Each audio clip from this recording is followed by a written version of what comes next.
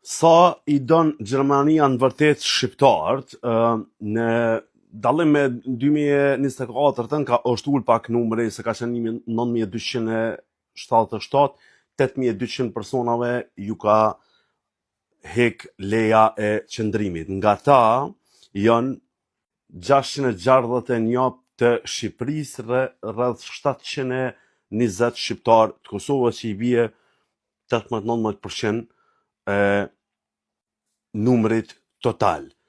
A është kjo që nuk don mi pas mo shqiptarët e Kosovës dhe të Shqipërisë brenda vendit vet, apo shqiptarët e Kosovës dhe të Shqipërisë meritojnë m'jau hek lejen e qëndrimit? Kryesisht më intereson se çka bojnë në përgjithësi shqiptarët që e bin punën për me ta hek lejen e qëndrimit. A nuk janë të rregullt në Gjermani, çka po më të rregullt me ligjin, me gjuhën, me kulturën, me idejen, me sistemin e kështu me radhë.